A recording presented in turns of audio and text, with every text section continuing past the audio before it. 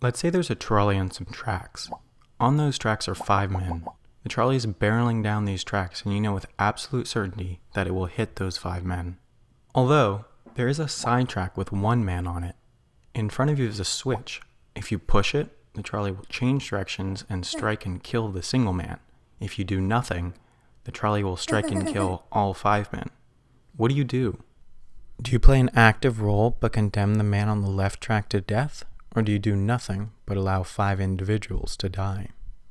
This is a classic ethics thought experiment. Most people agree that they should divert the trolley and kill the 1 man. It works for the greater good and mitigates risk. Now, in a different scenario, let's say you're standing on a bridge over the trolley tracks, and once again there's a trolley barreling down towards 5 individuals on the track. Standing next to you is a man so fat that you know that if you were to push him on the tracks, he would stop the trolley in its tracks and save the 5 individuals. Far fewer people say that they would push the man in this circumstance than say that they would divert the trolley in the first circumstance. They are just not comfortable taking such an active role in the fat man's death. These thought experiments are just hypotheticals, and it's unlikely that anyone would ever have to make those decisions. However, ethicists and developers are now having to create algorithms to dictate what our autonomous cars of the future should do in similar ethical conundrums. Unlike humans, self-driving cars will have the ability to carefully choose their response to an oncoming collision and will need a set of pre-designated rules to dictate what they should do in the event of an unavoidable collision. One thought would just be to tell the cars to follow the laws. The problem with this is that there aren't really laws for these situations. Many laws are written considering that ethics is a messy and fluid concept. When judging a situation, one can never really know what motivated an individual to choose a certain action. But with self-driving cars, we will be able to understand the decision-making process. Additionally, following the laws could be harmful in some situations. For example, let's say a vehicle stopped at a traffic light and there's a pedestrian in the crosswalk directly in front of the car. The car detects that a truck is coming in too fast from behind and will hit the car. The car cannot move forward without hitting the pedestrian. There are 2 options.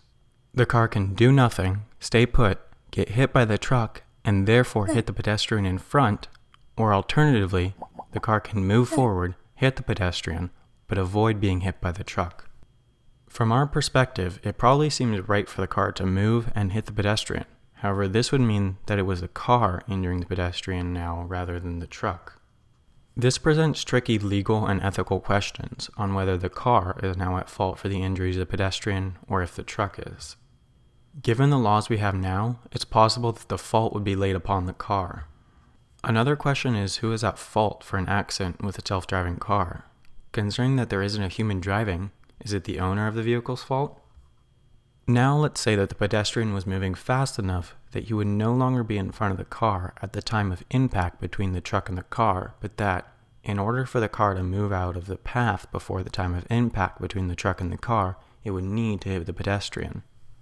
Is it now ethical for the car to injure the pedestrian even though the pedestrian would likely escape injury if the car didn't move? Does it depend on the number of people in the car? What if the car had a mother of 3 and the pedestrian was a felon? Would it be different if the car had a felon in it and the pedestrian was a mother of 3? That's where these ethical questions become even messier.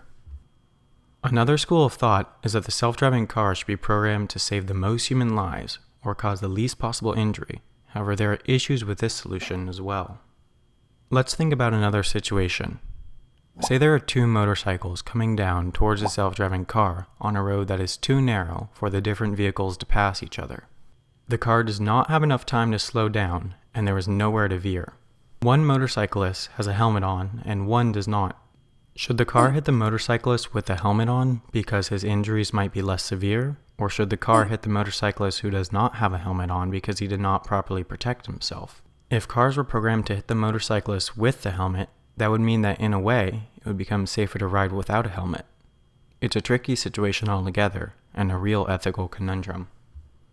It's very difficult for humans to explain or justify the rules behind our own ethics, so that's why these questions are so difficult to answer. For this reason, a proposed solution to program self-driving cars is moral modeling, essentially programming by example. The computer would be presented with a situation, and a human, or ideally an ethics board, would tell the computer what the ethical solution would be. Over time, the computer would learn how to emulate the ethics of a human and essentially make the same decisions that a human would make. These are all situations that are very unlikely to happen, but with how prevalent autonomous cars are likely to become, the algorithms that will determine how to crash could choose the fate of dozens of lives each year. However, autonomous cars are predicted to save upwards of 30,000 lives per year once they are widespread. These ethics may become a hotly contested issue in a few years. However, if these negotiations prevent or slow down the spread of driverless cars, many more lives could be lost than would ever be determined by the so-called death algorithms. What's the easternmost point in the US? Well, it's actually a more complicated question than you may think. The simple answer would be Maine, Sail Rock, Maine.